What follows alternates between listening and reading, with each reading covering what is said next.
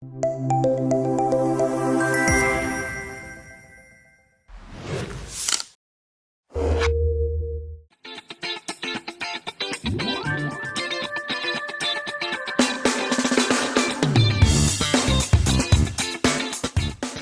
энтерт бол шалгуурч өндөр, дээрээс нь торгуулч өндөр.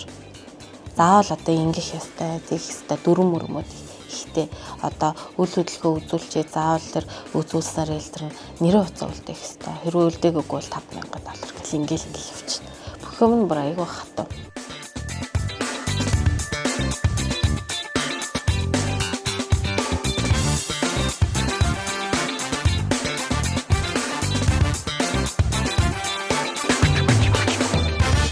Баригж байгаа барилгаас байр худалдаж авахдаа тухайн барилга яг цаашдаа яг хугацаанд ашиглалтанд орох уу, яг стандартынхаа дагуу, зураг төслийнхаа дагуу баригдах уу гэдэг дээр аюу эргэлзээтэй байгаад байдаг шүү дээ. Тэрэн дээр жишээ нь ингээд реалтер ч юм уу агентаар дамжуулснараа тэр деталь мэдээллүүдийг өөрөлдөл тэр барилгын компани бэкграундын талаар мэдээлэл авах боломжтой байдаг юм. Та тэрэн дээр юу гэж бодсон шин. Манай реалтерууд агентууд тэр талын судалгаа хэр байдаг юм бэ? Тийм. За яг судалгаа гэхээсээ илүү бас туршлагаараа л нэлээд олон кейсүүдээр байжигдал явцдаг бах. Энэ компани төслүүд нь дандаа цагтаа ордог те. Энэ нь бол хоцордог ч юм уу те. Бас л бид нэр адилхан судалж л явдаг. Байнга судалж явахгүй бол тухайн одоо үед айгүй сайн төслөө цагтаа оруулдаг гэсэн компани маань хэсэг хугацааны дараа үйл ажиллагаанд тоглодог. Ковидын хойноос бол нэлээд олон тийм кейсүүд гарч байна шүү дээ те. Барилгууд дунджаар те 2-3 улирал хоцорсон барилгууд бол нэлээд их байна. Тэгэхээр бид нар тэр барилгад хөрөнгөө оруулахдаа одоо яг бэлэн нүүгээд орчих болохгүй тий одоо ажлынхын процессыг харна гэсэн үг. Очиж үзээд танилцаа, компанитайгаа танилцсан, офстай танилцсан, барилга дотроо орж үзэн тий яг хэдэн хүн ажиллаад байгаа, ажил нь яг ямар шатанд явж байгаа тэрийг нэг үсэн судална. Компани бас түүхийн бүр их судална. За одоо ингээд хувь хүмүүс үйл хөдлөх хөрөнгө худалдаж авахдаа ерөнхийдөө яг ямар хуу алдаанууд гарах магадлал өндөртэй байдаг бол за үйл хөдлөх хөрөнгө худалдаа авах шийдвэр маань болохоор хүмүүсийн амьдралдаа маш цөөхөн гаргадаг санхүүгийн айгуу том шийдвэр байдаг тий. Тэгэхээр тухайн шийдвэрийг гаргахдаа хүмүүс бол маш их судалсан байдаг. Тэгээ өөрийнхөө одоо тий зовж болсон ч юм уу тий хураач хөрөнгөлөөсөн мөнгөөр үйл хөдлөх хөрөнгө оруулалт хийж байгаа учраас маш сайн судалсан байдаг. Зарим хэсэг нь болохоор сэтгэл хөдлөлөөр ханддаг тийм тохиолдлууд гардаг л да. Тэгэхээр юу гэж юм гэхээр одоо мэргэжлийн тэ өдөр тутамдаа үйл хөдлөх хөрөнгө борлуулад арилжаа хийгээд хилцэл хийгээ явж байгаа хүмүүстэй хамтруул зүгээр гол нь болохоор хэд хэдэн процессууд байгаа байхгүй тий. Хамгийн эхлээд нь чамд үйл хөдлөх хөрөнгө худалдаа авах хэрэгцээ яг байна уу тий. Хизээ авахаар байна.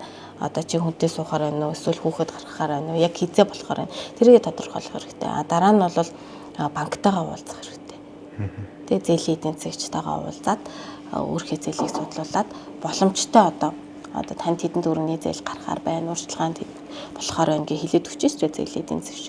Тэгэхээр тэр урьдчилгаагаа бүрдүүлээд тэ болж өгвөл бүрдүүлчихэд өөрхий нэг багцаатай олчаад за би тэр хавцаа тэ хэдэн өрөө тиймэрхүү хүний дүнтэй байр худалдаж аавна гэд багцаатай олчаад дараа нь мэргэжлийн хүмүүстэй харилцаж хандах юм бол нөгөө хүмүүс ч ихсэн хайхад маш амар байдаг айгу ойлгомжтой. За тэгээд тухайн хүний тэ гэр нь хаана үдэ, ажил нь хаана үдэ, хүүхдийн цэцэрлэг сургууль хаана үдэ тий бид нар одоо ингээ хэдийн нөгөө асуултууд байдаг байхгүй жишээ ийм асуултууд тэдрийг асууж агаад за энэ хүн бол яралт авахар болсон юм байна, бэлэн болсон юм байна гэсэн үедээ санал болгоод явчихдаг гэсэн үг. үйл хөдлөлийн мэргэжилтнэр дамжуулалгүй авах бид дагаад худалдаа авах хоёрын хоорондох ер нь яг ямар ялгаа байдгийг ямар эрсдэл байдгийг би нэг 11 жилийн өмнө өөрөө үйл хөдлөх хөрөнгө худалдаж авчихсан. Гэсэн чинь араас нь бид нар бүр маш олон эрсдлүүд, маш олон алдаанууд гарч ирсэн. За эхлээд нь бол бидний худалдаж авсан үйл хөдлөх маань үн цэнийхээ хувьд одоо 10 хэдэн жилийн дараа гэхэд те өсөөгүй. Ерөөсөө за нэг ханшийн жоохон л одоо өсөлт гэхээс биш өсөөгүй. Яг тухайн үед бол бидний авсан үйл хөдлөхүүдтэй зэрэгцээл бид нар яг адилхан ингээл үзэл том төслүүдийг үзээ явж байсан. Одоо тэрэнд одоо хэрвээ тэр төсөл дээр хөрөнгө оруулсан бол бараг миний үйл хөдлөлийн үн одоо нугардаг ч юм уу тий. Ер нь бол нэг 12 жилдээ нугардаг. Монголд бол нэг 6-8 жилдээ ингээл үн өсөө яваад идэг шүү дээ. Гэтэл одоо яг тийм өсөлт үзүүлээгүй. За тэгсэн чинь өсөөхийн төлбөрөөр төлөөгүй явцсан юмсан. За одоо би Өмнөх үе эзэн төлнө. үү? Тийм.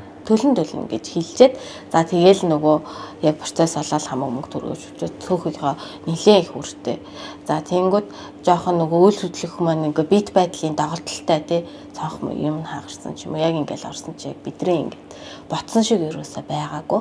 Тэгээд за нөгөө хөнлөөгөө залгаал тий за ингэсэн байх шүү та энийг солиод өгч гэхээр дараа нь бол мөнгө төргөө авчаа шууд алга болчих жоохгүй.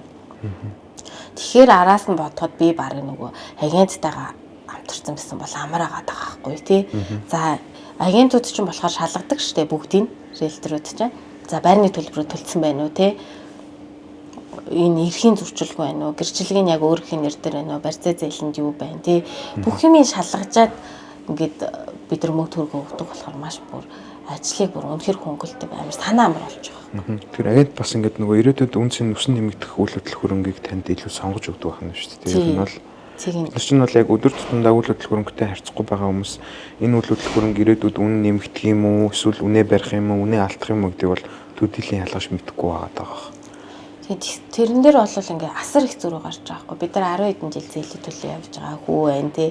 Гэтэл оруулсан хөрөнгө оруулалт маань өсдөггүй тий. Буцаад тэрийг зараад тэрнээсээ гараад өөр байр худалдаж авъя гэхэд л зүрх энэ төр шал хөр болж байгаа хгүй. Яг харьцуулж исэн адилхан байсан төслүүд нь бол аль хэдийн зах зээл юм л тий.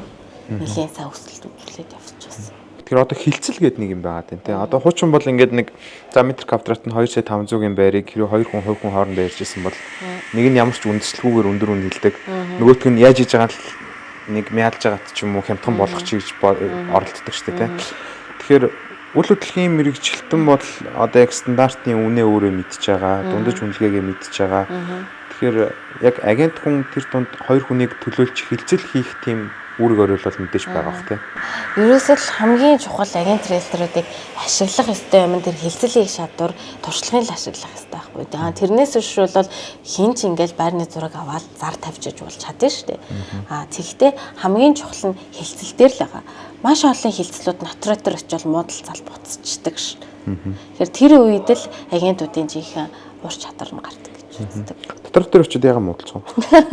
Амар инээдтэй жижиг юм. Миний бүр хамгийн сүүлийн кейс бүр амар инээдтэй. Тэр нэг үйл хөдлөх хөрөнгийг 1 хоногийн дотор одоо худалдаа авах жоллоо гэд тэгсэн чинь лист нь болохоор уурлаад байгаа байхгүй. За бид нар баг хямдхан зарж байгаа юм шүү. Ганцхан хоногийн дотор зарлаа. Тэ тэнгууд нөгөө худалдаа авах чинь болохоор бүр амар инээдтэй бэлэн мөнгөө ингээ хард орон тийгээ натратор бариад түрээд ирсэн. Тэгэл нөө эхнэр нөхөр хоёр чи эхнэр нь ч нэг юм яриад нөхөр нь ч өөр юм яриад тэг яг хоорондоо ч бас ойлголцоогүй эхнэр нэг юм яриа нөхөр нь тэг юм яриа ингээд за тэгээ байраа суллах хугацаа энэ төр гэл бас айгүй юмнууд тэрнээс болдог. Одоо жишээлбэл худалдаа авч бол айл болохоор мөнгө төлөөд орж ам чи хурдан л байранд орохыг бодно. Тэгтэл нөгөө заржаа тал маань байраа олоогүй байвал бас хугацаа шаардна. Тэрэн дээр бас бидний айгүй хэрэг гардаг. Буцаад тэр байрыг хурдаа олж өгөх те. Хурдан зарж өгөх буцаад орныхон байрыг олж өгөх гэл. Натратын төлбөрийг ер нь яг аль талд төлдөг? Яг тэрийг бол хоорондоо тохиролцож болно. Тэгвэл үйл хөдлөх хөрөнгө заржаа тал нь 2% төлж байгаа учраас ихэнхдээ худалдаа авагч натратын төлбөрийг төлдөг. Үйл хөдлөх хөрөнгө түрээсийн процесс дээр бас нэлээд зөрчил асуудлууд хүлээл гэж юу амьдарч явах үеийн асуудлууд айгүйх гардаг бах тий. Зарим хүмүүс цагтаа төлбөрөө төлдгүү тий араасаа залгуулаад тий нэхүүлээл гэрт нь очиод тэр айгүй төвхтөш. Тэгээ дээрэс нь айлын нөгөө нэг эд хөрөнгө юмнуудыг тавилга эд хогшлуудыг эвддэг тий зурдаг яад энэ нөгөө нэг үнэтэй 20 хэдэн сая арьсан бод ингээд зурчдаг гэл тэгэл нэлээ их тийм асуудлууд гардаг. Зарим одоо газрууд болохоор энэ дээр бас айгүй гоё шийдлүүд гаргаж ирж ин л да даатгал энэ төр дамтардаг ч юм уу тий. Тухайн хүн төрөөсөө сардаа төлөхгүй эсвэл хугацаанаасаа өмнө гарах юм бол даатгалаас олгодог ч юм уу.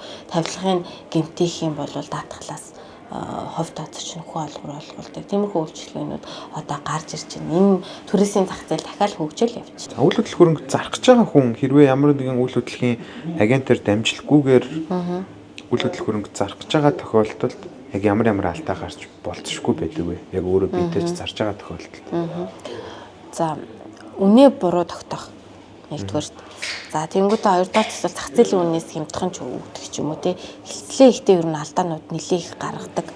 Тэгээ өөрийнхөө талд биш нөгөө хүмүүсийнхаа талд шийдсэн байдаг. Айл эсвэл боломжит худалдаа авах жахаа тэрнтэй нөгөө хилцэл хийж чадаагүй хугацаагаа орцсон шүү дээ. Ер нь үйл хөдлөх хөрөнгө зах зээл дээр гараад эхний 14 хоногт бол хамгийн идэвхтэй байдаг. Зарагдах хамгийн боломжтой байдаг гэж үздэг. А тэрнээс хугацаа нуудах тусмаа л ер нь зарагдах боломж нь магтал нь болдог. Худалдаа авах гэрээ, бэлгэдлийн гэрээ гэдэг нэг хоёр юм байгаад тах шүү нэ тий. Арилжааны гэрээ бас. Арилжааны гэрээ. Тэд нар яг ямар ялгаатай энэ зүгээр ихэнх тохиолдолд миний анзаарч байгаа хүмүүс татвараас зайлсхийхийн тулд бэлгэдлийн гэрээ хийгээд тах шүү. Тэр бэлгэдлийн гэрээ эргээд ямар нэгэн эрсдэл дагуулдаг.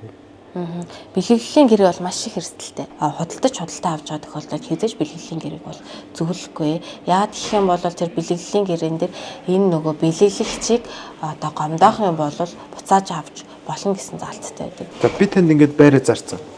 За тэгэнгүүтээ хойлоо татвараас зайлсхийгээд ямар нэг байлаа бэлгэдлийн гэрээ хийцэх байх шүү дээ. Тэгвэл би танд ингээд гомдчлоо гэдэг дөрөвдөл бичээд шүүхээр явах буцаад барих боломжтой гэсэн үг шүү дээ. Боломжтой. Дээрэс нь за та бэлгэдлийн гэрээгээр үйл хөдлөх хөрөнгө худалдаж аваа таны нэр дээр гэрчлэгээ чинь гарчлаа.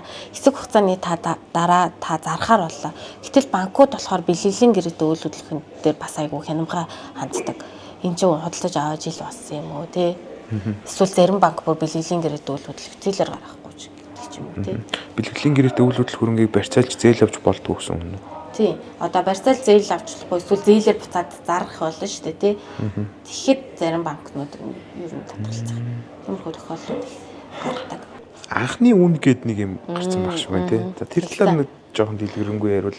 За анхны үн болохоор одоо ингэдэг гэсэн ш. За бэлгэдлийн гэрээ хийн тий татвараас зайлсхийж.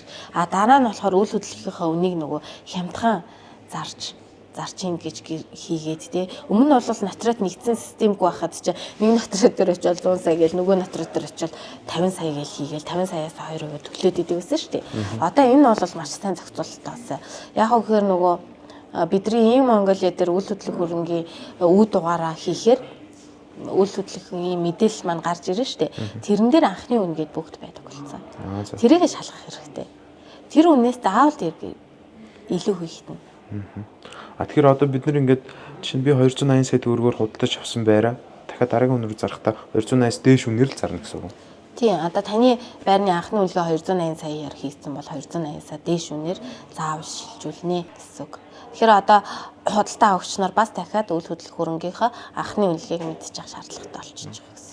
Ингээ байр авахгүй явжсэн чинь нэг манай лам битээ ав гинэ гэдэг үл яг хаа. Байдаг. Бүр маш их байдаг. Багшаас асуунаа гэлээ. Тэгсэн чинь битээ ав гэлээ. Энерги жоохон тиймэрхүү байна гинэ. Багш нар чинь баг реалтор болчмоор юм биш үү? Тэгэл байр санал болгоод за тэрийг аав гэж чамтай хүрэх юм байна. Бид чинь болохоор одоо яг сэтгэл хөдлөлгүй өдөр тутамдаа л хийж байгаа ажил болохоор яг сэтгэл хөдлөл ороогүй яг бодитоороо хамгийн боломжтой л нэг санал болгож байгаа. Дээрээс нь системээрээ одоо энэ жишээлбэл Remax-аар ярих юм бол энэ чинь 8 жил болсон. Энэ систем дээр улсын бүртгэлийн газраас их юм том дата болчиход байгаа байхгүй. Тэгээ энэ датаг шууд танд энэ датанаас шүүлт хийгээл за манай систем дээр хамгийн сүүлдтэй таны энэ сонирхож байгаа хотгонд тэдэн дөрөөр зарагдсан байна гэл тий. Тийм одоо бодит датан дээр ажиллаж байгаа учраас энэ бол худлаа авах боломж авахгүй. Хамгийн зөв л зах зээлийн бодит үнэхээр шүү дээ. тий. Тий.